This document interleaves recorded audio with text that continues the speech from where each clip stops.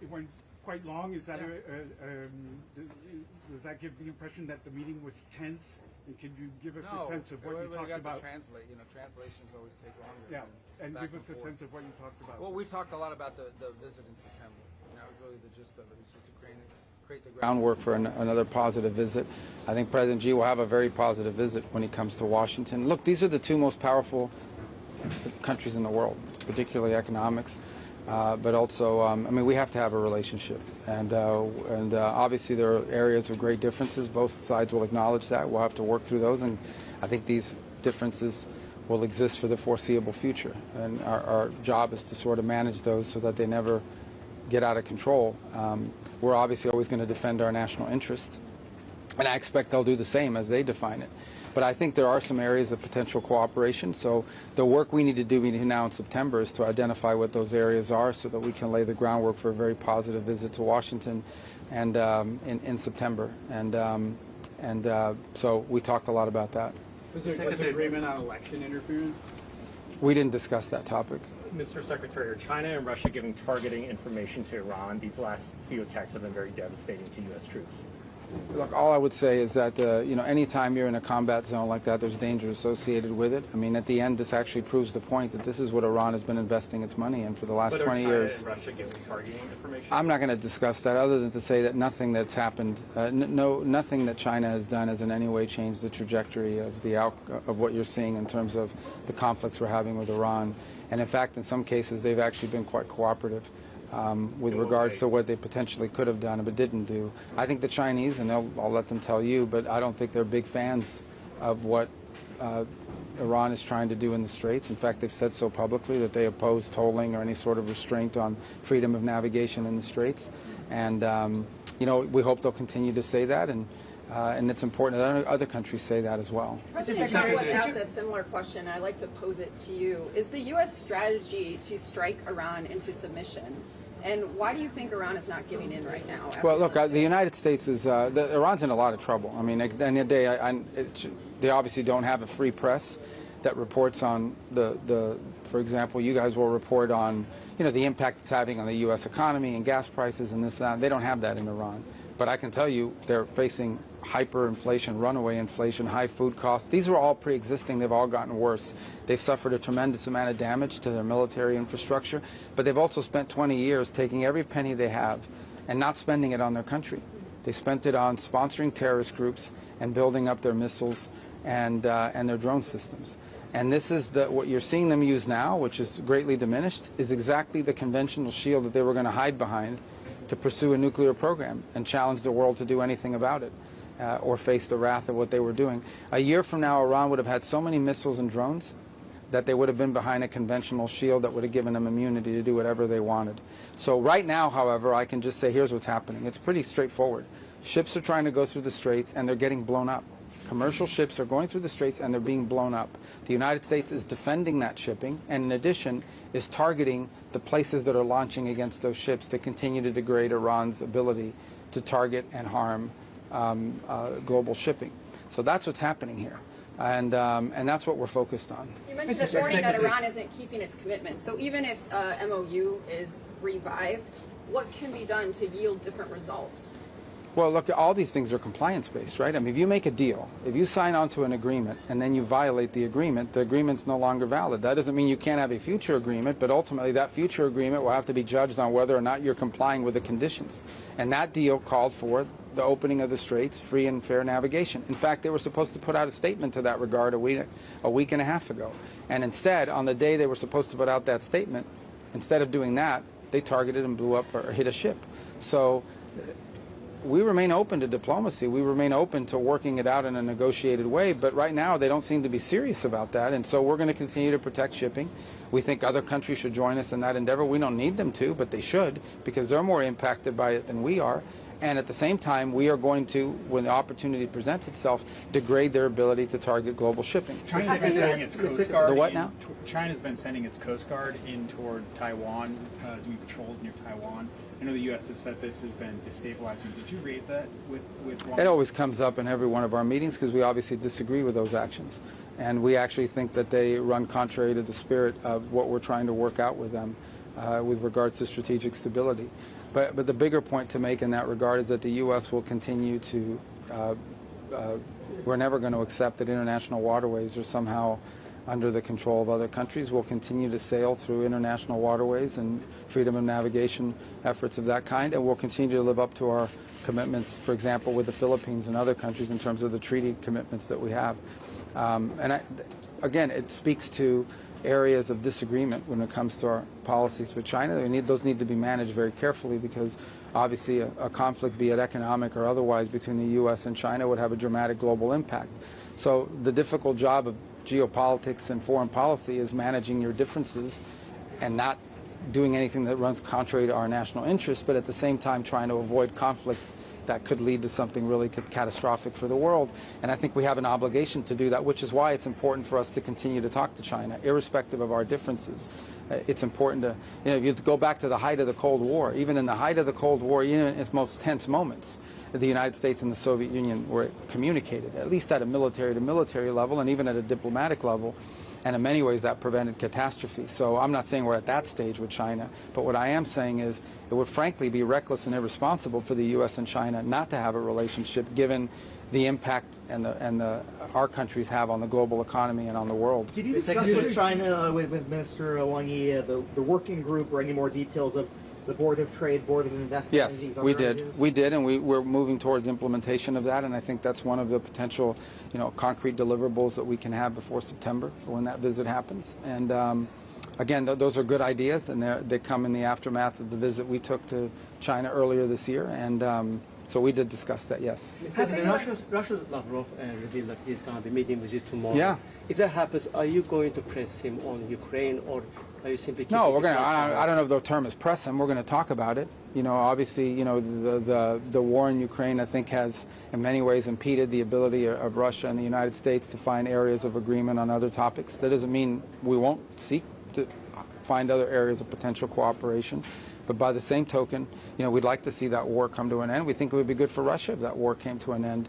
So we'll raise it. And as I said, the U.S. remains open and willing to play a constructive role in bringing that war to an end if that opportunity presents itself.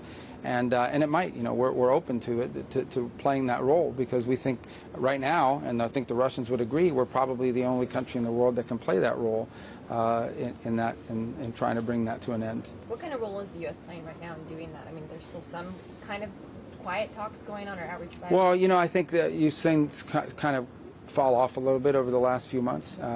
Perhaps there are now new conditions in place that will allow that conversation to happen. It's one of the things we'll explore tomorrow in our conversation. I saw the Foreign Minister Lavrov last night. Briefly, we didn't talk about any of this, but I saw him last night when he arrived at the opening dinner, and we'll talk more tomorrow. Obviously, to be fair to you guys, I mean, a lot of stuff I'll talk to him about, I'm not going to put in a press release, because it undermines the ability to find understandings. But we'll talk about it and see if there's an opening now or an opportunity for us to play a constructive role. But there are other areas that the U.S. and Russia can cooperate on that we, again, going back to the point I made about China, this is very simple. Russia possesses we are the two largest nuclear armed countries on the planet. For us not to talk would be reckless and irresponsible. We have to have a relationship with the Russian government, even though we have areas of disagreement. And in the case of Ukraine, perhaps an opportunity to, if we can play a constructive role, to bring it to an end. So, I'm sure that'll come up tomorrow, there's no doubt. But we'll talk about some other stuff, too. The Wall Street Journal is reporting that President Trump has approved a nuclear deal with Saudi Arabia. Do you have any details on that? Yeah, I'll let the White House officials sort of put out an official statement about anything with regards to that. But I saw the same reporting this morning. But let me let that go through. And if I'd prefer it be put out when there is something to say. That we'll say it through official channels. Has the U.S. asked South Korea or other Asian allies to contribute naval assets or something? We didn't ask them that today. Look, I think it's to their benefit, right? If you look at the region, they heavily depend on oil and natural gas that comes from this part of the world. Now, one of the interesting things you've seen is that the supplies that are reaching many of the countries in the region have begun to change. They're buying more LNG from us than ever before. They're also buying more oil from us than ever before. So I think some of the changes you have seen and where people are getting their energy are going to be permanent after what you've seen here. But nonetheless, the Straits remain an important source of energy for many of the countries in this region. It's about 20% of the global oil that's purchased. So I think we think it would be to their benefit to participate in an effort. Did you make that ask today in these conversations? We didn't ask directly today, but we've had those conversations with them in the past. Every country has different restrictions on what they need to do in order to authorize that. Some have to get legislative approval. Some can do it unilaterally. Every country is different. But we've certainly raised it with different countries. We don't need them to do it, but we think it would be beneficial if they did. And some of these countries have unique capabilities in terms of mine clearing and things of that nature. So it'd be great if they join the effort, and I think some of them may eventually do so. It's in their interest to do so, but we didn't reach any agreement on that today. Frankly, it wasn't the cornerstone of what our conversations were about. Mr. A lot of the ASEAN countries have expressed how terrible the war in Iran is for them when it comes to economically and the energy crunch. But Israel's finance minister sort of struck a tone in a different direction, said that the tit for tat is actually the best possible situation for Israel because it's weakening Iran. Does this show that there are some differences between the United States and Israel when it comes to how they view this war? The United States is trying to end this. For the Israelis, the hostilities continuing is in their benefit. Yeah, look, I can't comment on what one individual in government said in Israel. You know, I can just generally tell you that, by and large, we think that a nuclear-armed Iran is an unacceptable thing. It can't happen. And that's what they were going to do if they hid behind this conventional shield that they were building. And the president just was going to stand by and allow that to happen. Within 2 years, Iran could say, we're breaking out to a nuclear weapon, you can't do anything about it, or we're going to overwhelm you with tens of thousands of drones and missiles, which they were on pace to build. They can't do that now. That certainly weakened them. As far as the impact it's had on the global economy, I mean, Iran is targeting global shipping and international waterway and demanding to control which ships can go and which ones cannot. That just is unacceptable. We're not going to accept that. We're not going to allow that to be the status quo. But ultimately, there are other countries that should feel just as strongly as we do, because they're actually more impacted by it than we are. Did you discuss with Minister Jai Shankar, did he raise at all any concern by India about the tariffs announced by the president on generic drug makers? A lot of Americans buy their generic drugs from Indian companies that import. Is that something that came up in your discussions at all? I mean, not with me. I mean, we didn't get into depth on pharmaceuticals today. Obviously, I would expect them to be concerned about it, but they didn't raise it today. But they might have with others in our system, because we obviously deal with the Indians. We're very close to them. So. Mr. Secretary, you and the president have been very blunt in your anti-communist language. Recently, you put out that recent report on Cuba. Don't you think it's inconsistent in that you haven't addressed the same issues with China? They're the largest communist party in the world, 100 million. Yeah, but our issues with communist interference inside of our country. Like, that report was about what these different elements do to interfere in our country and to undermine our foreign policy. The president recently talked about Chinese election interference in the U.S., and as we know, there are many other ways in which China has influence within the U.S. Well, again, what the president put out on Thursday, that was a declassification of documents from our intelligence community. That's what he put out. He declassified intelligence assessments from our intelligence community. But your question was about communist influence. Yeah, the United States doesn't want to be a communist country. We're never going to be a communist country, and we're not going to allow communist influences to undermine our politics or our society. So I don't know what the inconsistency you're referring to is. It's very clear. Obviously we understand the Chinese system and other systems, but I can tell you our system doesn't want communism, and we're certainly not going to allow communist efforts to undermine American society and drive wedges into our country, and that's what we're seeing. And by the way, one of the leading culprits of that for many years, the intellectual authors, particularly in our hemisphere, is the Cuban regime, which our report on Monday outlined. Are Cubans having a bigger impact on Did you Chinese? express concern regarding the clash between China and the Philippines in the South China Sea? Did we discuss it with? Clash between China and the Philippines in the South China Sea. Oh yeah, it's been a high-profile issue. We've all seen it, and it's a sort of an escalatory thing that we think is very negative, and benefits no one. And obviously, we've reiterated in every meeting we've had that the U.S. has a treaty arrangement with the Philippines. I believe we're the only treaty partner the Philippines has. We intend to live up to our treaty obligations, and I think we've done so, and will continue to do so. With sense of escalation, how difficult is it to inspire confidence at these meetings, such as the ones you've had today, that the U.S. can bring a quick end to the war in Iran? I'm sorry, what was the... Is it difficult to inspire confidence that the U.S. can swiftly and effectively end the war? No, with I Iran think and everybody its here understands that the U.S. would love to reach a diplomatic settlement. We would love to reach an agreement if it were possible with Iran that would ensure they never have a nuclear weapon and obviously help stop them. And we'd love to have an agreement where they say we'll no longer sponsor terrorism and we will not pursue a nuclear weapon or the things you need for a nuclear weapon. I think if there's a lack of confidence, is the lack of confidence that the Iranian regime will ever agree to any of those things. That would be the lack of confidence. And the bigger lack of confidence should be that they've already made commitments very recently in a memorandum of understanding and within 2 weeks have violated it.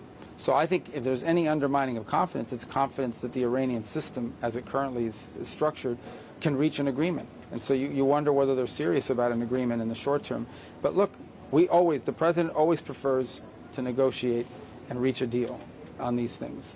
And we're willing to do that. And we've tried to do that now for a year and a half, but we're also not going to sit by and let ships be blown up or Americans be attacked. Do you see any hope for a compromise? Iran refuses to negotiate seriously. Who's this? If Iran refuses to negotiate seriously, Iran? Yeah. What is the next step? So more sanctions, more military actions? Are you prepared for long-term confrontation by Iran? Well, the president has many options available to him if they continue to insist on not being cooperative, and I won't get ahead of the president on any of those, but I think Iran knows we have many options as well. The president suggested that Iran should be added to Russia's Sanctions Act.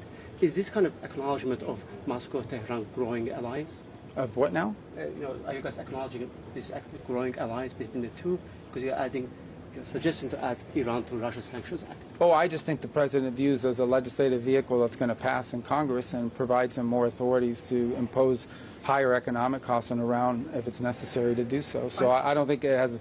I think it's just a bill that's moving, and it's a sanctions bill, and so it makes sense if you're going to add additional sanctions to do it to that bill. On Cuba, is the goal still creating regime change through economic collapse, or is the military option? I think the goal is to have a Cuba where the people of Cuba can experience prosperity, safety, security, and a better life moving forward, the way Cubans are able to do all over the world when they leave Cuba. And we're prepared to be very realistic about how you do that and patient about how you get in a serious process that leads to that. And we've engaged them from time to time in that regard, and they know where we stand on that issue, and hopefully that's where it arrives. The fundamental problem Cuba has right now is two things. Number one is their economic system doesn't work because that economic system doesn't exist anywhere else in the world. It's completely backwards. It just doesn't work, and that's why people have to leave that country. And number two, they're no longer getting free oil from Venezuela. That's their biggest problem. They're not getting free oil from Venezuela, which, by the way, they weren't using for their power grid. They were taking about 60% of the free oil they were getting from Venezuela and reselling it for cash. So the biggest problem Cuba has is that their regime is a disaster, their economic model doesn't work, and the people who run the country don't know what the hell they're doing. And all they're most interested in is holding on to power. They are afraid of economic prosperity because they are afraid that economic prosperity and economic liberties they will lose control over people. And that's always been the struggle they faced in recent times. But again, look, just today, we began shipping over $100 million of humanitarian assistance to Cuba, which will be distributed by non-governmental entities on the ground. So, we're willing to engage with them. We've engaged with them in the past. We'll keep talking to them about the kind of changes they can make. But this is 90 miles from our shores. This is a government that has spent, a regime that has spent the better part of 30, 40, 50 years destabilizing the region in the movements that they've supported. And they've lost, 10 to 15% of their population since 2021 because of how mismanaged the country is. We want it to have a better future, and we're prepared to do things that help them get there. But they have to decide they want to do that. The people that are in charge there right now just don't want to do it. It's unfortunate. The administration was talking about how they expected just to follow up, to see regime change or to see big changes in Cuba, economic, political, by the end of this year. That's what a lot of them were saying. Who's a lot of them? Who was saying that? People within the administration who work on this issue. Like who? Because I work on this issue more than anybody else. They weren't predicting it, but there was an expectation that Cuba was so. No, look, guys. This global affairs are not like. We're not a mini-series. Like you get in 3 episodes and it's over. I mean, global affairs are difficult. You're talking about a system that's been in place, since 1959. You're talking about a country that suffered tremendously because of poor leadership and a bad economic model. You're talking about a regime that survived all these years because they had a foreign sponsor, be it the Soviet Union or Hugo Chavez. They don't have that anymore. So you know, these are complex things that take time, and obviously we're prepared to do what we can do to effectuate a positive change in Cuba because it directly impacts our national security. Cuba matters to us because it's 90 miles from our shores and it has a direct impact on our national security, be it the things they've been involved in the past, the countries they've aligned with in the past and currently, or the threat of mass migration, which is always a risk that you run when countries are as deeply destabilized as Cuba is. It's a failed state. It's a failed state, but I've never laid out any timeline as to what change would look like or when it would happen. I wish it was tomorrow because they deserve it. The people of Cuba deserve a better future. Mr. Secretary, on your argument that Iran has violated the MOU, isn't the MOU inherently flawed because in paragraph 5 it explicitly acknowledges Iran has power in the Strait of Hormuz, whereas no other formal agreement before had acknowledged or recognized No, that? I don't think that's what the MOU says. So that's not the way we interpreted it from the very beginning. We understood that to mean, we understood that to mean that they would ensure that no ships were being blown up, and they chose to violate that. The MOU does not give them the right to launch drones and missiles against commercial shipping vessels. That the MOU doesn't give them the right to do that, and they chose to do it. Power over the strait to begin with in the MOU? Well, we don't acknowledge their power. But the only thing I tell you that no, they have missiles and drones, and they're launching them against ships. The MOU doesn't say you're allowed to launch missiles and drones against commercial shipping in the Straits of Hormuz. It doesn't say that anywhere in the MOU. You mentioned, Secretary, that China has been cooperative in some ways with the issue of Iran. What were you? Well, I'm not going to tell you about all of them, but I'm going to tell you one in particular, and that is they've been pretty clear that they don't support any tolling or restrictions on global shipping through an international waterway. And a statement like that from a country like China is important. How concerning is the Houthi threat for the additional shipments of energy for the Saudis? Are you worried that that could have a... Well, the Houthis have done that in the past, as you know. They've threatened global shipping there in the past. And, you know, again, anything that restricts shipping through the Red Sea would be problematic for the same reasons that the Strait of Hormuz is problematic. So we're watching that closely, that situation. We've been engaged with the Saudis on a number of times over the last week in regards to that threat. It's not a new threat, but it's one that's manifested itself in the past. But at the gist of that issue is the fact that, again, Iran is in the middle of it. Talk about the troublemaker in the region, it's Iran. They decided to send direct flights from Tehran into Yemen, carrying IRGC elements and others into the country. And the Saudis responded to it, and that's what's led to the situation we're now facing. But we hope it can be de-escalated. You know, obviously we're not particularly close to the Houthis, you know, in terms of being able to influence the decisions they make. But I think it's just another example. The Houthis, Hezbollah, the militias in Iraq, Hamas, this is what Iran spends its money on. It's not on its people. It's on supporting terrorist organizations and destabilizing actors in the region. You mentioned a couple of times that other countries should join the U.S. to protect shipping in the Strait. Yeah, because it's their shipping. Yeah, we've had conversations. There are countries that have expressed interest. Again, some of them have different ways they have to get there in terms of how it's authorized. Some need an international flag. You know, they need to do it under the mandate of an international organization. Some need to go through the legislative process. But the reason why I mentioned it to you is because if you look at where that oil and you look at where that energy is destined, it's not to the United States. It's to other countries. And so, plus I think every country in the world has an interest in protecting the right of shipping in international waters and freedom of navigation. I know you're going to get into the details on the Saudi civilian nuclear agreement, but just broadly, for people who have non-proliferation concerns, for people who listen to U.S. rhetoric about how dangerous it would be for another country to get a nuclear weapon, doesn't having a less than gold standard agreement in the Middle East run a risk? Well, I'm not going to opine directly on that agreement. We're going to put out even when the moment is appropriate, we'll put out that in writing. We have to do it with Congress anyways, so we'll certainly do it publicly. But suffice it to say, the U.S. is not going to reach any agreement with any country in the world that leads to the risk of proliferation. Did you discuss non-proliferation in the meeting with the Chinese, or will you be bringing that up with Mr. Lavrov tomorrow? On nuclear? Yeah. Well, we didn't talk about it this time. We've talked about it in the past, and I think the President's point, and he's right, is in the modern era, if we're going to have a nuclear arms restriction talks and arms control talks, it has to include the Chinese side because they're rapidly building their own nuclear capabilities. I would imagine the Chinese will argue that once they catch up to the U.S. and Russia, then they'll enter these negotiations. But until then, I think that's been their historic argument in the past. But I think the President rightly points out that in the 21st century, if you're going to have true arms control, it has to be tri-party. It has to be the U.S., Russia, but also China. But we didn't discuss it Are you today. satisfied with what China's been doing on the fentanyl issue? It was the basis for a lot of tariffs that appear to be they keep getting struck down. Well, we continue to talk to them about that issue, and obviously I think we've made some progress.